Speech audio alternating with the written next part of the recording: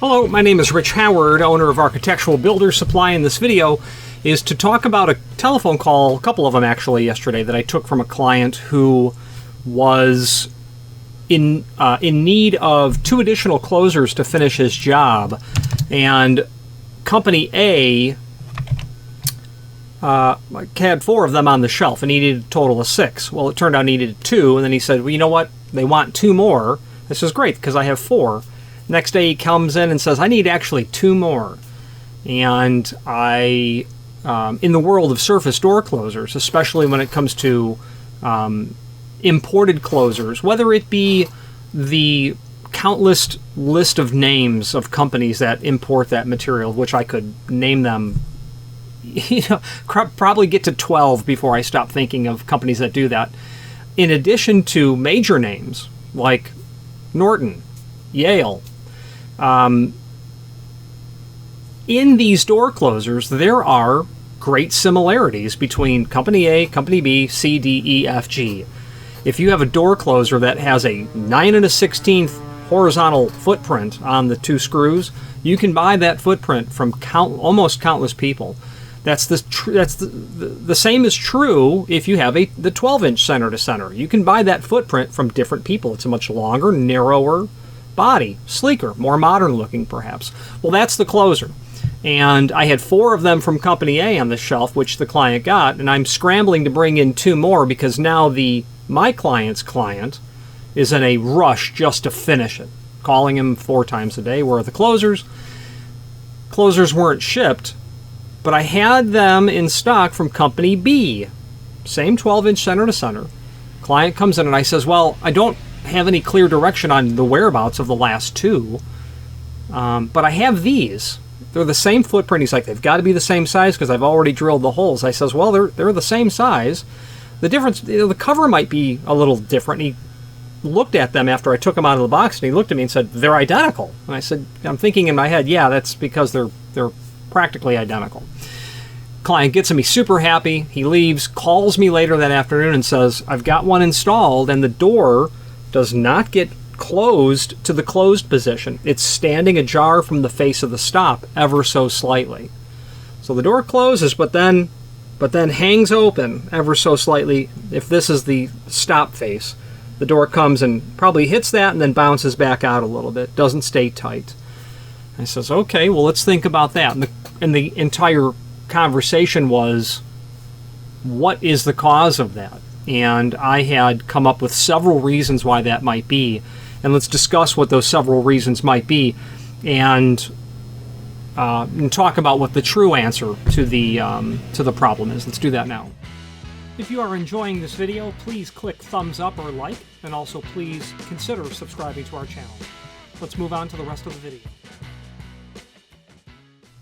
Okay, here's a list. It's not complete. It's just the ones that I came up with off the top of my head. There are a total of 7 possible situations.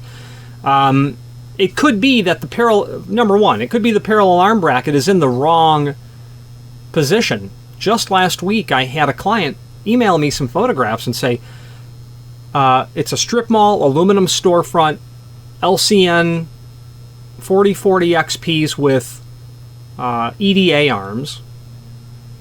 Client calls who has very little experience with door closers, but he is a eager, smart, young person looking to build a name for himself doing door work and full of moxie.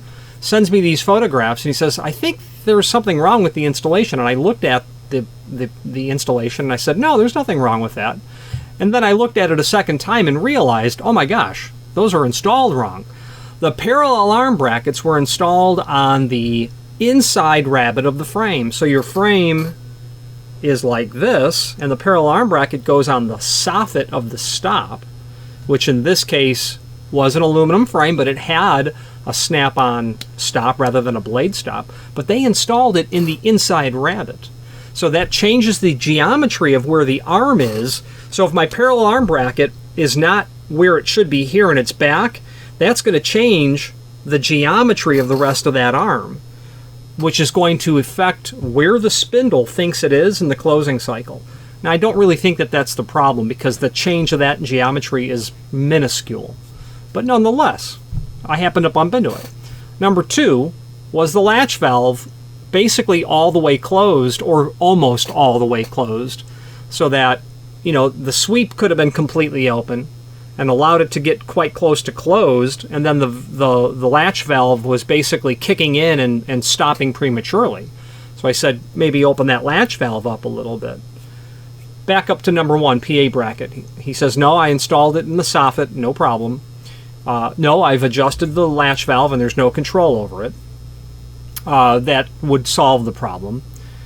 Is the closer body installed in the wrong orientation? So if you do a regular, number 3, is the closer body installed in the wrong orientation?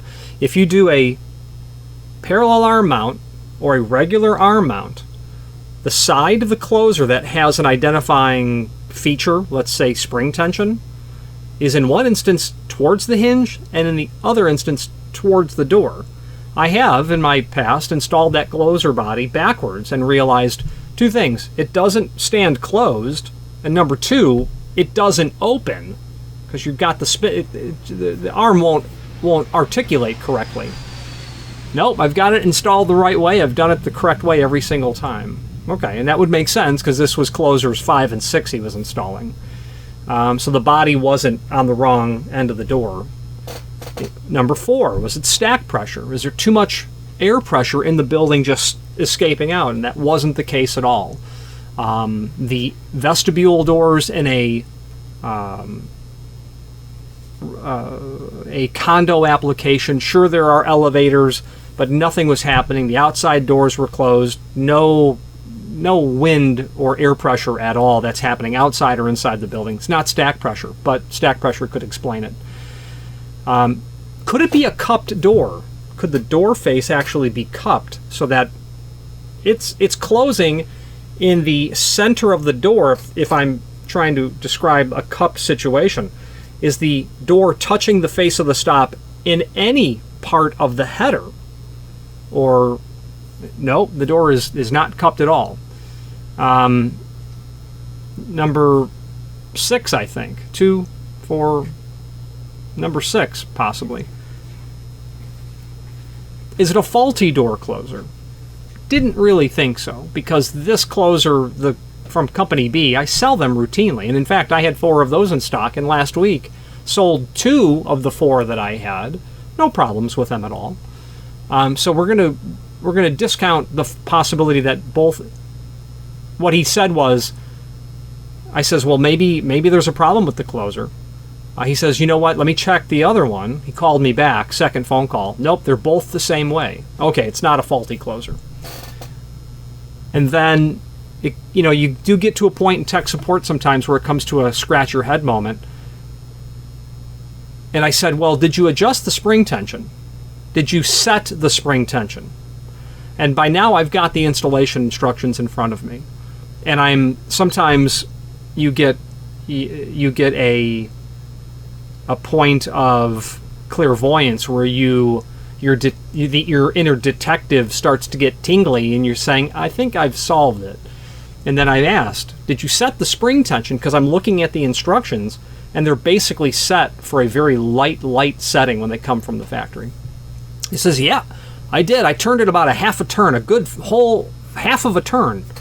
And I'm looking at the instructions and it says, so this is a 3.0 door and a parallel arm, and I think the installation instructions say you have to rotate that 6 full times to set tension on the spring, because when the door opens, the spring compresses, and when the door closes, that stored energy of the spring wants to come out, and it's the hydraulic fluid that's controlling the rate that that energy is released from the spring. He says, oh, no, I only turned it a half a turn. I says, well, do this. You got a 3.0 door, it's an outswing. The instructions say 6 full turns, turn it another 5.5, let me know. Puts the phone down, comes back, works perfectly. Super happy for the client, walk-in client. The issue is, and here's the answer. We've gone through 7 possible ways. You as an industry expert or an observer could come up with more, I suppose. It boils down to reading the instructions. Door closers have basically 4 pages in them. 1 page is generic and will give information like here's what's in the box, Here are some terms. Here's how you set the tension, sometimes. And then there's the 3 methods of mounting, the 3 common. Regular arm, top jam, and parallel arm. Had the client looked immediately at the parallel arm installation instructions and just looked at that one page, for these installation instructions, it said right there in a table, 3-0 outswing, 6 full turns. Installation instructions weren't read. We did almost go down the faulty door closer rabbit hole, which would have been a complete waste of time. So those are the reasons that we went through in there's another thing that can help as well.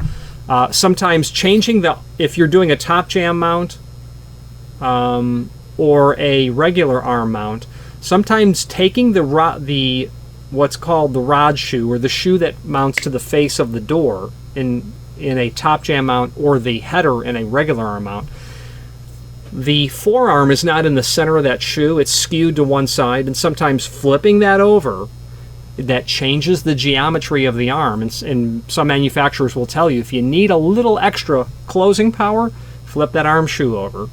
You can find installation instructions that call that out. LCN does. I'm sure many others do. But it boils down to the instructions. Now, once you've read the instructions, I think that you have checked it off your list, and short of needing a refresher course, if you've not installed a closer for a while, you would go through them again. But it always starts with read the installation instructions. I've been selling hardware for 3 decades, my family for about 8, and unless it's something that I know unless it's a piece of hardware that I'm extremely comfortable with, I'm reading the installation instructions. So that's where to start. Those are the reasons that I came up with. If you have any, please contribute then. Thank you very much. Thank you for watching, and if you've enjoyed this video, please click thumbs up, please subscribe, and maybe even send the video to someone that you know. Thank you.